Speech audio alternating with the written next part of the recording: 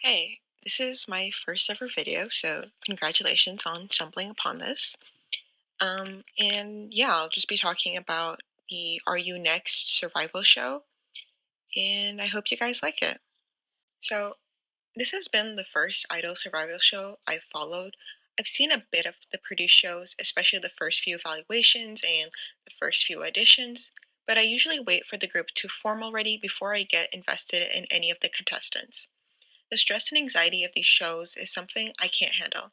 However, with so much buzz about the show on TikTok and the fact that YouTube keeps recommending me to watch their performances, I was lured in immediately.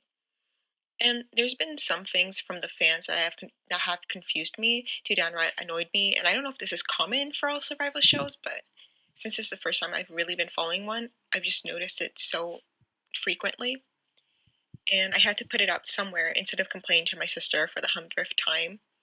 So here are my opinions about Are You Next? First, before I get on with my opinions, I want to list out which of the contestants I'm voting for so that you know where my biases are before anyone makes assumptions about who I'm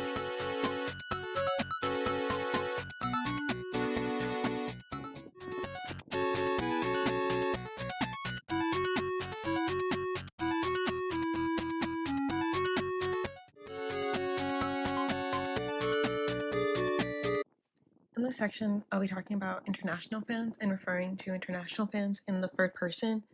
Even though I am an international fan, just a little disclaimer that I'm not a Korean fan, and I'm talking about the community I most engage with, which is the international Anglophone community. So without further ado, I'll just get on with it.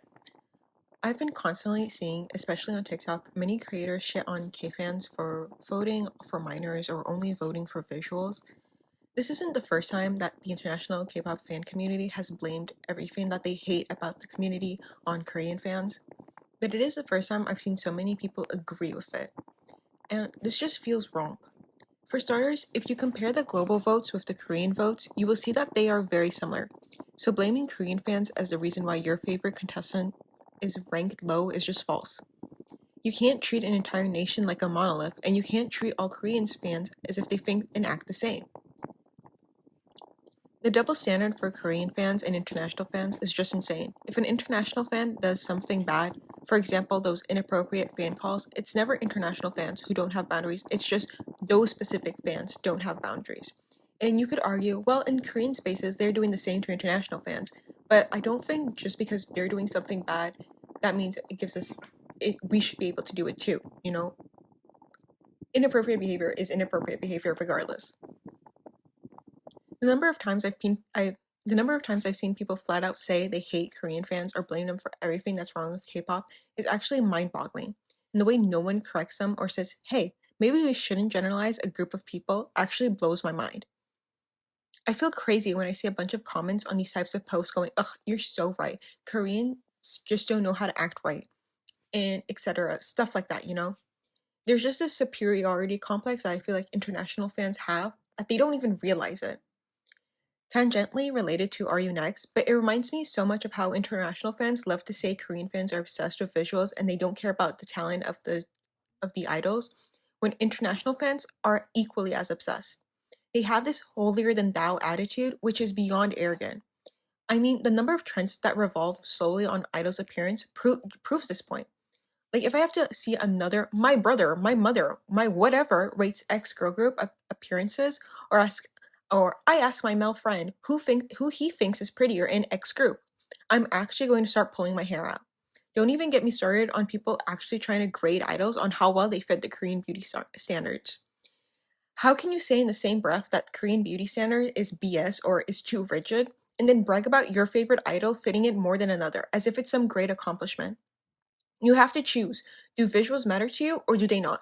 You can't blame Koreans for obsessing over visuals and then do the exact same thing. Anyways, back to Are You Next? Because it's arguably during discussions about the voting in which I've seen these types of comments appear the most, like cockroaches crawling out of the sewers they've infiltrated my For You page. It just feels so icky, especially of how there's already the stereotype of people who come from collective societies that we're more likely to think the same and follow the flow. And while these are common tendencies, we are still individuals. And I say we as in like I come from a collective society, not because I come from like East Asia culture too. And we can very much come up with our own conclusions. I'm not saying everyone who is like this is intentionally being malicious, but I do think they are ignorant and letting their biases speak for them. So my next point is going to focus on my opinions on Wonhee in general, because she's probably the most popular or the most infamous contestant in the entire show. So first off, it doesn't surprise me how popular she is, as everyone likes a very talented child. For some reason, a talented child is more impressive than a talented adult. Even if the adult is objectively more talented, the child will get more attention. There's just something about a child prodigy that captures people's attention. And this is a worldwide phenomenon, and it has been happening for centuries. You can't really blame it on Korean netizens or the judges in particular. Like, they know what the audience wants. I mean, she is a good vocalist, better than some of the past contestants, and people who deny it are being blindsided by their hatred towards her. But unfortunately, where she lacks skills in is in performances. Personally, what has always been my biggest draw to K-pop has been the performances. I've always enjoyed how grandiose they've been and how much effort is put into these performances. That's why most of my biases are main dancers and known for their stage presence. I love an artist who can capture the attention of their audience. That's why I'm rooting for Youngsi and Yuna so strongly. Watching them perform is always a highlight of any of the stages, and I'm always looking forward to them whenever they're in a group. So yeah, safe to say I won't be voting for Wonhee. And about her age, the first time I heard fans talking about Wonhee, I generally thought she was 13 or 12, not 15. Don't get me wrong, that's still very young, especially to join a hostile industry like entertainment. But it's not so uncommon that this Wonhee situation warrants this much attention. I get people not wanting to vote for her so she can remain a normal child for longer, but to be honest, if she's a trainee, she's not going to have a normal childhood. And also, I think going anywhere beyond not voting for her is detrimental too. The constant nitpicking of everything she has done seems counterintuitive to protecting her. This is what all these people are saying, that they're doing this to protect her, but it's starting to come up as very disingenuous. In fact, I don't know if it ever sounded genuine to begin with. Especially since the discussions surrounding Wonhee have increasingly gone from intense concern that borders on patronizing to hostile and aggressive. It really seems like she has become the object that fans are releasing their anger and frustration on, and not enough people are talking about this gradual shift in tone. I'm genuinely worried that if she does debut, she will get intense hate for it, because after elimination and she's still there, certain fans' resentment for her increases, and that is very worrisome. So about her performance skills, um, well, there's no nice way to say it, but she performs like she's scared, and that's really uncomfortable to watch as an audience member. In the last performance of the fifth season, she has gotten better, but it's still not a great performance. I don't even know what to say if it's a good performance. Her face is stiff, even when she's in the center, and her expressions, which she has been doing more of, but they are so rigid and so forced. It doesn't come naturally to her, and it just makes it so awkward to watch. I'm obviously not voting for her. You can tell even from the list I made of who I'm voting for, she's not on my top 6. But I also don't want to keep talking about her, especially when there are some people who really seem to enjoy it when bad things happen to her, as if it's karmic justice because she's popular or favored. It just leaves a bad taste in my mouth, considering she's so young. Another point is that I see a lot of Le Sserafim, IVE, and New Jeans fans talking about Wonhee and specifically her age, which is very interesting considering the ages of the members of these groups. Yeah, those in glass houses shouldn't throw rocks, or however that idiom goes. So my last and final point is going to be about so-called attitude problems. I think the most recent issue with Chanel and Wonhee, or their recent incident, really shows the public's biases on who gets spared from the mob. No matter how many of these survival shows comes and goes, people still fall for the evil editing. Congratulations, you're naive and gullible. The number of people who hated Iris, another minor, like let's not forget how young she is and how young she was when the show was airing, for the clips of her bad attitude. We won't know the full context of what goes on when the cameras aren't rolling and what they deliberately choose to cut out from the final cut until a contestant speaks up and decides to share. And even if a contestant does comes forward years later, that is still one point of view of a story that has 22, not counting the judges and not counting the staff. This is why I will never come to a conclusion about a contestant's character based on what's shown in these survival programs. Not only is a situation so out of the ordinary and so stressful that they won't even be acting like themselves, even if it wasn't such a stressful situation, it wouldn't be themselves anyways, because they're all projecting a persona. I mean, their persona could be very similar to how they are regular day to day, but people will act differently if they know thousands or more people are watching. That's normal. That's human nature. That's not a critique on these contestants or any idol in particular. Regardless, whatever the show presents of a certain contestant, we have to be aware that this is deliberately being created to form a narrative for the show. Because the show isn't about finding the best contestant out of the 22.